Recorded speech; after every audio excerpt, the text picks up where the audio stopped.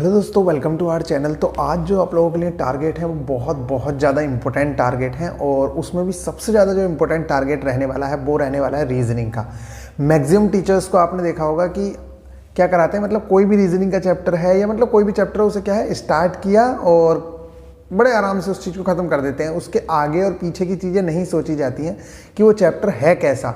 जैसे कि मैं आप लोगों को जीके में भी बोलता हूँ, लोग क्या करते हैं कि चलो भाई आज इंपॉर्टेंट डेज कराते हैं तो आज जनवरी से लेकर दिसंबर तक के इंपॉर्टेंट डेज करा देंगे। अरे भाई वो याद कैसे करेगा बच्चा। ठीक इसी तरीके से एक रीजनिंग में आप लोगों का जो चैप्टर है एनालॉजी एंड सिमिलैरिटी, ये जो चैप्टर है ये एक दिन में कंप्लीट होने वाला चैप्टर नहीं है। आपको जब क्वेश्चन आता है, जैसे अब सीधा सा आ गया कि अगर भारत की राजधानी दिल्ली है तो ऑस्ट्रेलिया की कैपिटल क्या होगी, मतलब आगे कैपिटल तो नहीं पूछता वो, मतलब सीधा सा पूछेगा कि अगर भारत के आगे दिल्ली लिखा है तो ऑस्ट्रेलिया के आगे क्या होगा। अब होगा क्या, कुछ तो आपको याद होंगे। तो अगर याद नहीं भी होंगे तो आपको लगेगा कि यार मेरा तो क्वेश्चन बन जाएगा। जब आप ऑब्जेक्टिव लगाते हो ना तो आपको लगता है कि मेरा क्वेश्चन तो हो ही जाएगा ऐसे, लेकिन इस तरह से क्वेश्चंस नहीं होने वाले हैं।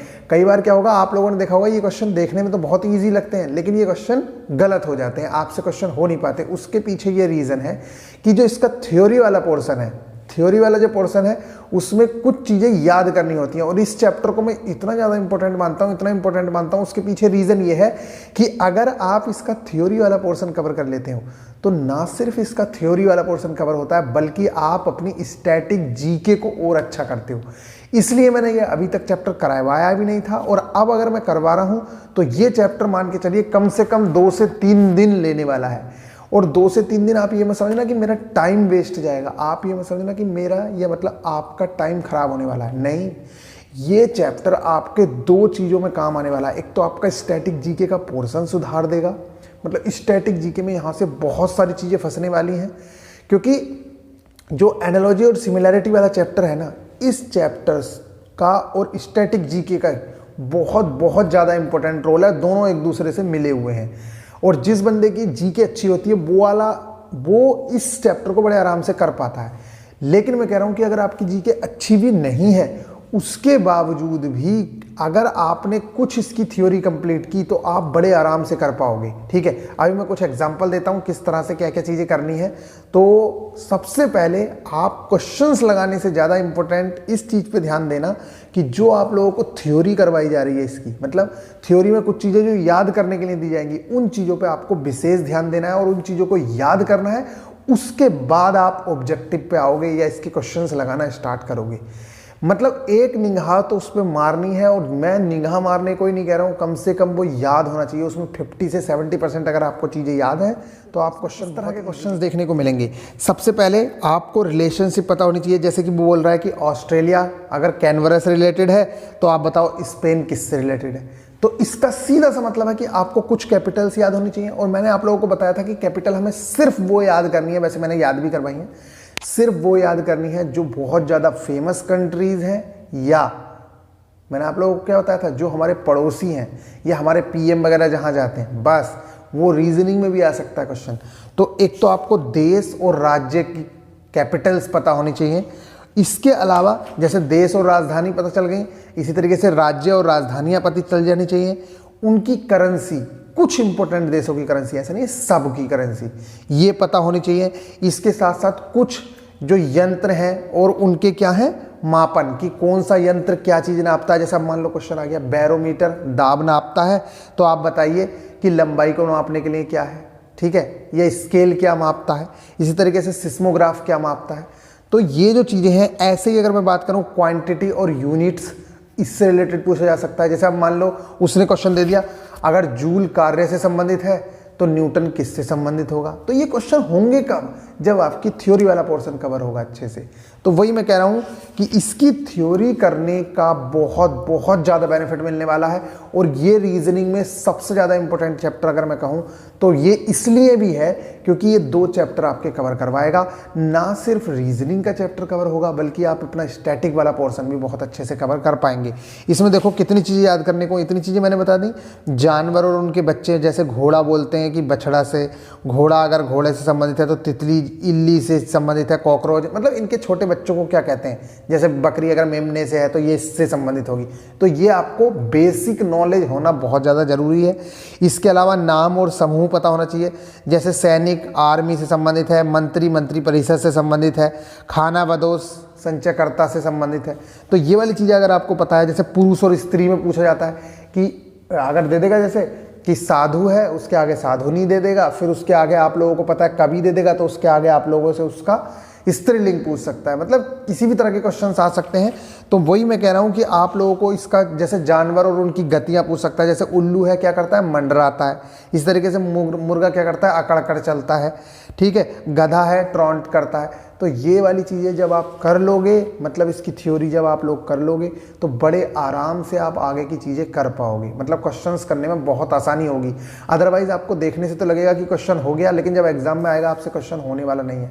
इसलिए हमेशा ध्यान रखें, ना सिर्फ जैसे टीचर ने क्या क्या एनालॉजी एंड सिमिलरिटी स्टार्ट की, 25 क्वेश्चन लगाए, फिर उसके बाद 25 लगाए, फिर 25 लगाए, 4 दिन में 100 क्वेश्चन करवाए और तुम्हें कह दिया कि हो गया चैप्टर कंप्लीट।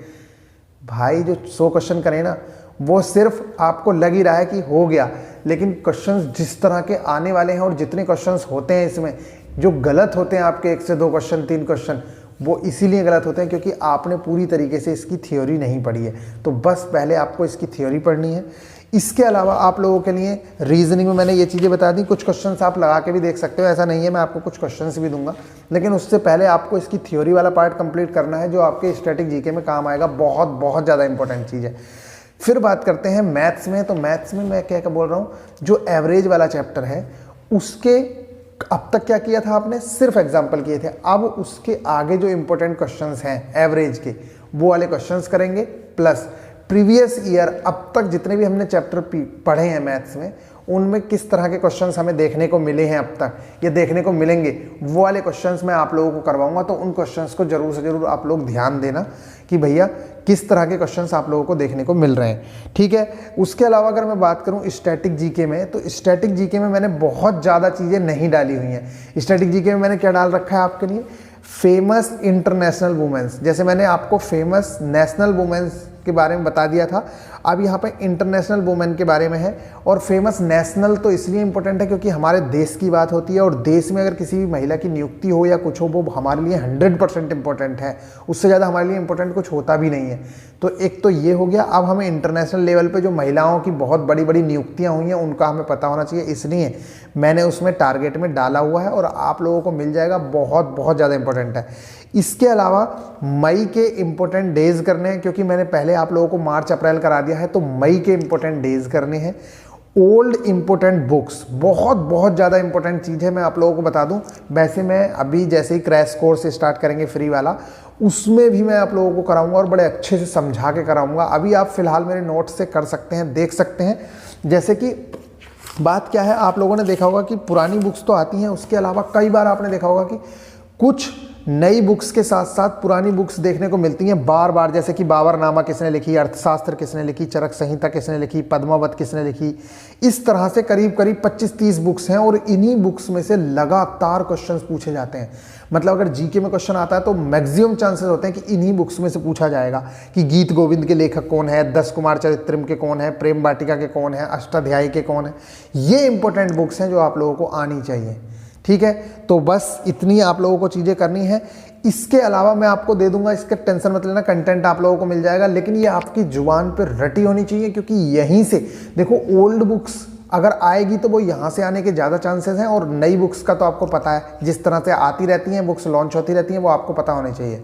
कौन सी बुक्स ज़्यादा इंपॉर्टेंट है उसके बारे में बाद में बात करेंगे। फिलहाल ओल्ड इंपॉर्टेंट बुक्स याद कर लो। ये स्टैटिक जीके का पोर्शन है, कभी बदलने वाला नहीं है।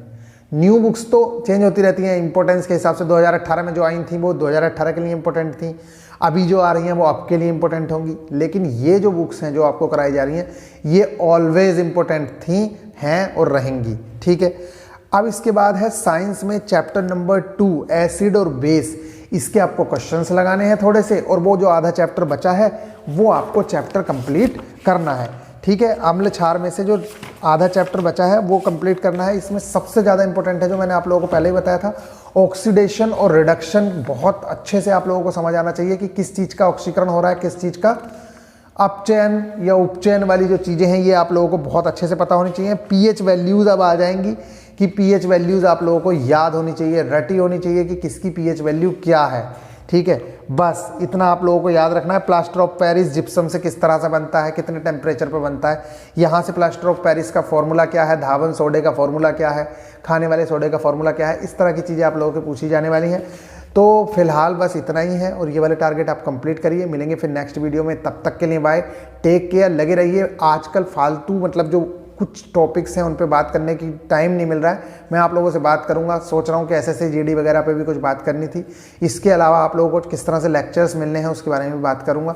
मिलेंगे फिर नेक्स्ट वीडियो में, तब तक के लिए बाय। फिलहाल अभी टाइम नहीं है, इसलिए आप लोगों को सिर्फ टारगेट गाइस दिल से आप लोग इन टारगेट्स को पूरा करिए। विश्वास मानिए, अगर आपने ये कंटेंट स्टार्ट कर दिया और अगर आपने ये सारी चीज़ें कर ली, एनालिसिस कर ही लिया होगा आज बहुत अच्छे से, इसके बाद अगर आपने ये सारी चीज़ें कर ली तो आप विश्वास मानिए बहुत अच्छे रिजल्ट्स आप लोगों को देखने को मिलेंगे। चलो फिर मिलते हैं नेक्स्ट वीडियो में, तब तक के लिए बाय। बहुत अच्छे से एनालिसिस करना है। अगर आपने एनालिसिस अच्छे से नहीं किया होगा तो फिर आप लोगों को टेस्ट देने का कोई बेनिफिट नहीं।